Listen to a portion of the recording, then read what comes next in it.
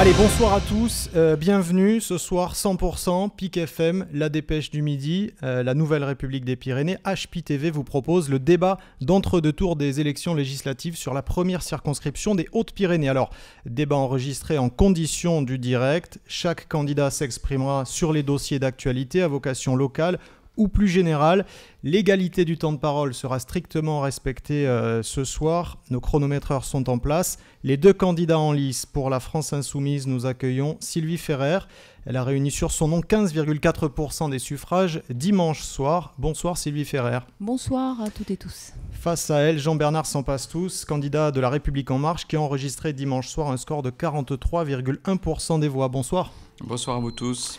Alors, lors de cet exercice démocratique, pour poser les questions à nos candidats, ce soir, j'ai avec moi Andy Barégeau, responsable adjoint de la Dépêche du Midi, la Nouvelle République. Bonsoir Andy. Bonsoir Brice, bonsoir à tous. Et Eric Bentard, responsable de la web télé HPTV. Bonsoir Eric. Bonsoir Brice et bonsoir à tous. Alors, les présentations sont faites. Avant de rentrer dans le vif du sujet, dans le vif du débat, on va proposer à chaque candidat 1 minute d'introduction pour se présenter. Le sort a choisi Sylvie Ferrer. Sylvie Ferrer, c'est à vous. Donc voilà, je suis Sylvie Ferrer, j'ai 49 ans, j'habite dans un petit village près de Bagnères. Je suis par ailleurs donc adhérente d'une association altermondialiste que je milite dans cette association depuis une dizaine d'années. Ce qui m'a amené à parcourir en fait le territoire sur des questions telles que les traités de libre-échange, les biens communs, la défense des biens communs, la défense aussi des services publics sur notre territoire et en France. La question aussi, comment dirais-je, de l'évasion fiscale, hein, voilà, qui est une de nos priorités aussi à l'association. Voilà, donc depuis 10 ans en fait que je travaille sur le terrain, et j'ai eu envie de concrétiser sur le plan de l'engagement politique plus concret, on dira, ces questions-là, et la France Insoumise apporte les questions que je défends depuis très longtemps. Voilà, petit CV. Merci Sylvie Ferrer. Jean-Bernard Sempastous, c'est à vous. Oui, alors je suis donc maire de Bagnères-de-Bigorre, élu conseiller municipal en 1995. Et j'ai eu en charge plusieurs délégations, en particulier les affaires scolaires et les affaires culturelles pendant de nombreuses années. Donc je suis très impliqué dans ces deux secteurs, hein, en particulier tout ce qui est culturel et aussi affaires scolaires, puisque je suis moi-même enseignant au lycée technique de Bagnères-de-Bigorre. Et donc j'ai décidé donc de partir dans cette belle aventure législative sur cette première circonscription des Hautes-Pyrénées pour La République En Marche. Merci donc à ces deux candidats pour cette présentation. Alors on rentre dans le vif du sujet cette fois, on attaque la première partie. Première question, Andy Barégeau, la dépêche du midi, c'est la partie politique. Hein. Oui, tout à fait, on va revenir brièvement peut-être sur les résultats de ce premier tour sur cette circonscription, qui a été marqué un petit peu comme partout en France par une volonté de dégagisme, on peut dire, et d'un vent nouveau. Alors Jean-Bernard Sempastous, pour vous, peut-être le dégagisme, c'est l'éviction de Jean Glavany qui quitte donc le Parlement dès le premier tour. Oui, c'est une surprise. Je pensais que Jean Glavany serait au second tour. Bon, il se fait différemment. Je m'attendais effectivement à un bon score de La République En Marche. Je pensais, mon objectif, c'était vraiment d'être le premier sur le premier tour. Et voilà, donc aujourd'hui, je suis donc au deuxième tour avec un score honorable face à Sylvie Ferrer, les Insoumis. Donc c'est peut-être une surprise, je ne m'attendais pas à ça. Mais bon, on est là pour défendre nos opinions et dialoguer dans la vraie démocratie. Du côté de la gauche aussi, on a vu qu'il y avait un certain dégagisme puisque le PCF a cédé la place, et de manière assez significative, à la France Insoumise. Comment vous l'analysez, vous, Sylvie Ferrer ? Donc nous, on a travaillé, on a fait une campagne déjà au présidentiel. On a pas mal travaillé à présenter aux habitants le programme, l'avenir en commun. Donc on a eu un bon retour par rapport à ce programme, et ça s'est traduit par 7 millions de voix au premier tour pour la France Insoumise. Donc mathématiquement parlant, on a calculé, on s'est dit voilà, si les électeurs du premier tour de la France insoumise reportent leur voix aux candidats des législatives, on pouvait être présent majoritairement à l'Assemblée. Malheureusement, on a une abstention record qui est de plus de 50%, il me semble. Ça nous a pénalisé fortement, hein, donc on en est conscient. Mais par ailleurs, on est très très heureux d'être sur ce second tour et nous représentons aujourd'hui une force d'opposition incontournable. Peut-être le score de Jean Glavany qui est arrivé donc 3e à quelques centaines de voix je crois pour participer à ce second tour. Est-ce que ces électeurs sont plus compatibles avec Jean-Bernard Sempastous ou avec Sylvie Ferrer d'après vous? Alors, bonne question. Les électeurs sont libres de leur voix, donc je ne veux pas penser à la place des électeurs de Jean Glavany, je ne veux pas penser à sa place non plus, ça me serait un peu trop compliqué. Donc ce que je sais, c'est qu'il a fait aucun choix de deuxième tour, hein, de dire s'il fallait voter Sylvie Ferrer ou Jean-Bernard Sempastous. Bon, j'attends jusqu'à vendredi voir s'il fait une proposition. Aujourd'hui, il l'a pas faite. Donc moi, ce que je dis, les électeurs de Jean Glavany iront en fonction des deux projets. Voilà, c'est tout. Après, c'est une surprise pour personne, hein. Une partie des socialistes donc, a soutenu le président Macron. Et une autre partie donc, ne s'est pas reconnue en fait, dans le programme du candidat Jean Glavany. Sylvie Ferrer, j'ai une question vous concernant, puisque vous êtes face à La République En Marche pour ce second tour des législatives. Avez-vous voté pour Emmanuel Macron au second tour de la présidentielle? Nous, on avait c'était clair pour la France insoumise, pas une seule voix ne devait se reporter au Front National. Ça a été martelé, répété. Moi, je suis allée voter et j'ai respecté les consignes qui ont été données parfaitement. Bon, on ne saura pas. Donc, peut-être un mot sur le vote interne des Insoumis 65. Vers quelle décision il se portait? Moi, j'ai les résultats nationaux. Après, on n'a pas fait de bilan de statistiques locales. Hein. Donc, sur le national, c'est un tiers pour Emmanuel Macron, un tiers vote blanc et un tiers d'abstentionnistes. Ouais. Jean-Bernard Sempastous, peut-être un petit mot de politique nationale. On parle beaucoup de moralisation de la vie publique. L'affaire Ferrand, qu'en avez-vous pensé? Mais comme quoi, elle a vraiment cette loi de la moralisation, il faut la faire. Il faut vraiment la faire et la mettre en place parce que on n'est pas à l'abri, hein, bien sûr, d'avoir partout, dans tous les partis, mais des gens qui, dans un fonctionnement qui est pas malhonnête, mais Vous avez été choqué? J'ai été choqué, comme beaucoup ont été choqués. Je veux dire, aujourd'hui, il faut faire une loi. Et cette loi, il faut l'appliquer. Il faut aller même plus loin que ce qui a été proposé. Moi qui suis, entre guillemets, un petit maire, je sais la rigueur qu'il faut. Hein, la rigueur lorsqu'on a des marchés publics importants, lorsqu'on a des responsabilités, quelles qu'elles soient, il faut vraiment accompagner ces élus. Moi, je dis, c'est un accompagnement. Il faut éviter. Et puis, moi, je crois que la loi sur le cumul des mandats et 3 mandats maximum, je trouve que c'est une très bonne idée et j'y souscris avec ma petite expérience. Ouais, donc vous avez été quand même un petit peu secoué par cette affaire Ferrand. Je le rappelle, hein, c'est en gros un actuel ministre, Richard Ferrand, qui a profité de son statut de directeur des Mutuelles de Bretagne pour favoriser un proche. Après, il n'y a rien de légal. C'était légal, mais moralement, voilà. C'est limite. Je pense que quand on est un homme politique, on se doit de montrer l'exemple encore plus qu'un citoyen normal. Ça veut dire qu'on doit avoir zéro mise en examen. C'est même pas une mise en examen, mais il faut vraiment être blanc comme neige. Éric Bentard pour HPTV. Oui, justement, avant d'aborder les sujets vraiment locaux, un mot sur votre peut-être future fonction de député, si vous êtes élu dimanche. Est-ce que vous serez un député godillot qui votera sans débattre ? Alors, si je suis parti sur cette grande aventure, c'est d'abord parce que je rejoins Emmanuel Macron, le président de la République, sur son projet. Sur les grandes lignes de son projet. Ce que j'espère, c'est être élu dimanche pour pouvoir accompagner donc, le nouveau gouvernement qui sera remis en place, j'espère, lundi, et accompagner ce gouvernement sur ces lois qu'il veut le mettre et ce projet. Ensuite, il faut être vigilant. Il y a des choses peut-être qu'il faudra retravailler et je serai là, en particulier toute la partie sociale, et c'est quelque chose qui m'intéresse beaucoup. Donc je serai là un petit peu aussi avec certains élus. J'ai déjà entendu certains candidats de la République En Marche qui disaient qu'ils ne seraient pas des godillots et je ne le serai pas non plus. Sylvie Ferrer, même question, un peu différente. Est-ce que je peux revenir sur la partie moralisation? Parce que Oui, bien sûr.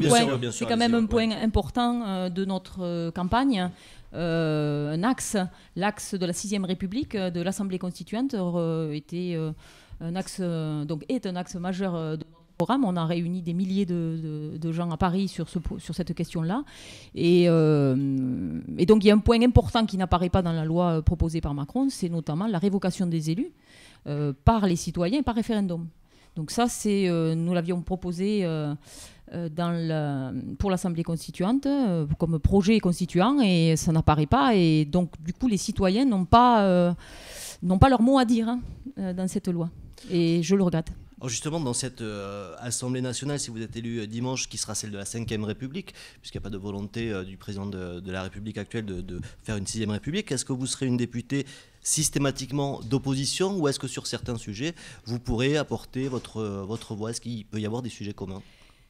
Bon, là, ce que je vois arriver nous inquiète considérablement au niveau de la France insoumise, parce qu'on n'est pas du tout sur ces orientations-là. Je veux parler de la loi El Khomri, qu'on a combattue pendant des mois sous le gouvernement Hollande-Valls, et la loi El Khomri Valls-Macron, même, on peut l'appeler comme ça, qui est en train, en fait, qui est un retour historique sur les protections des salariés.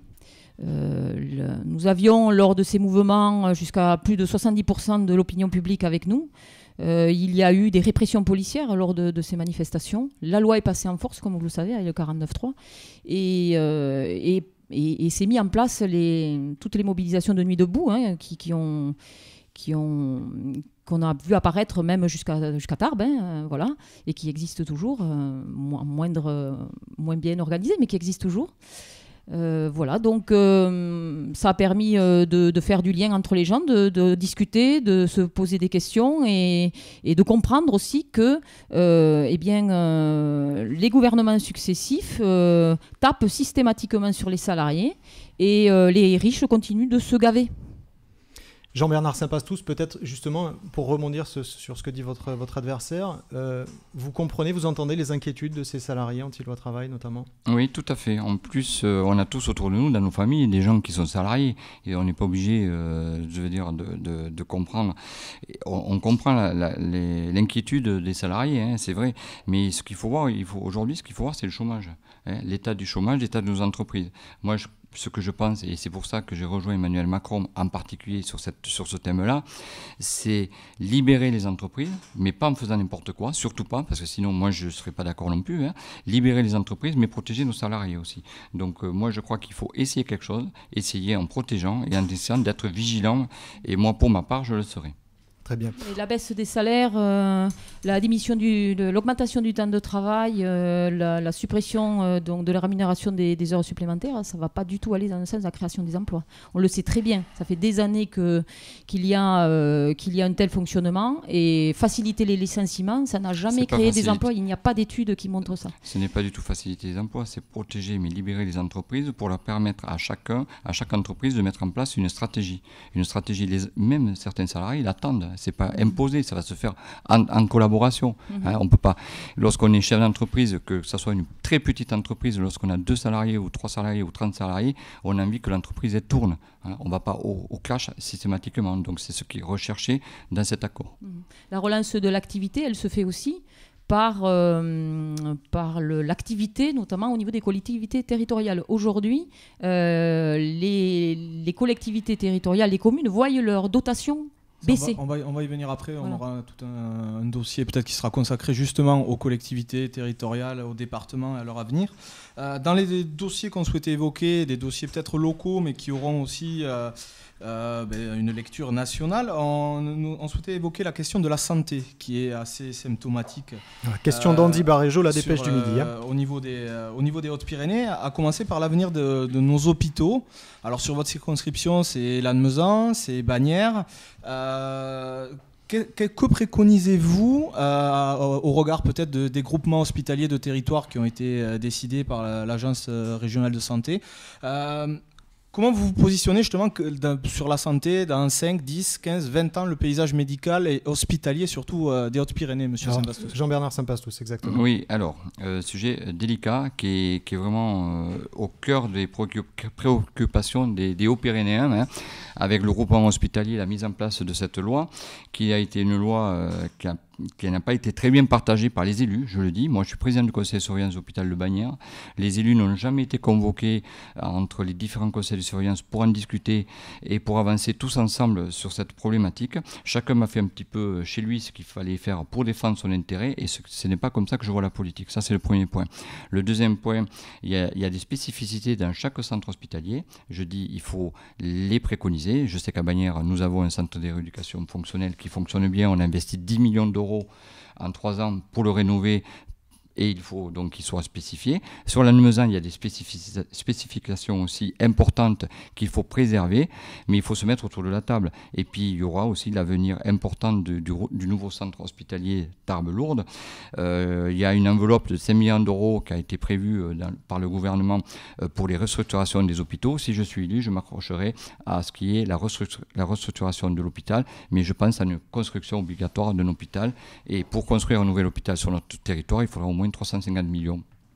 Sylvie Ferrat. Donc, les groupements hospitaliers de territoire font partie de ces politiques, de ces choix politiques pour appliquer l'austérité. La loi Touraine, c'est quand même des milliers d'emplois en moins dans les hôpitaux, une baisse de moyens. Et aujourd'hui, les personnels sont à bout dans leur activité. Ils souffrent beaucoup.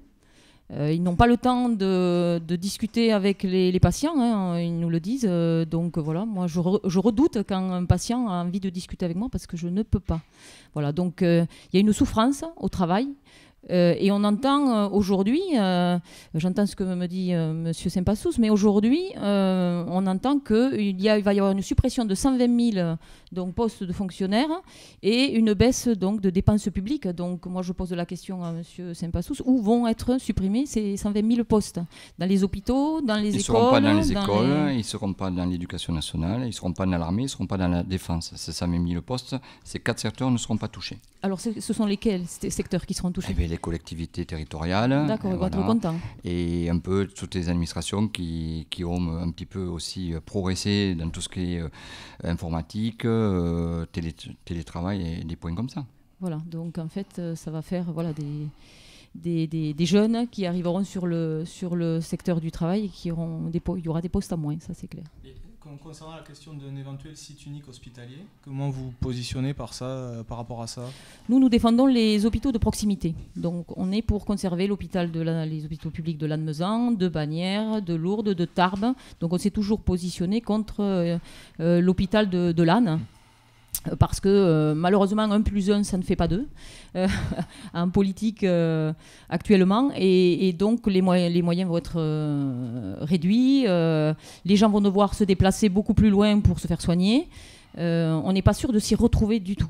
Même si les conditions de travail dont vous parliez tout à l'heure qui sont difficiles pour le personnel nécessiterait une rénovation qui, si elle se fait sur Tarbes, coûtera aussi cher qu'un nouveau site. Finalement. La rénovation des hôpitaux de proximité, elle est nécessaire, hein, c'est clair, et avec du personnel et des moyens. On peut le faire, on est un pays riche, il y a les moyens. Aujourd'hui, M. Macron parle de diminuer l'impôt sur la fortune et d'augmenter la CSG sur les retraites. CSG, voilà, ça y est, je suis arrivée à le dire. Sur les retraites, sur les petites retraites notamment. Donc nous ne sommes pas du tout dans cette. Alors dans ces choix politiques. Nous arrivons au terme de cette première partie. On se quitte quelques instants, le temps de la publicité. On revient dans une poignée de secondes.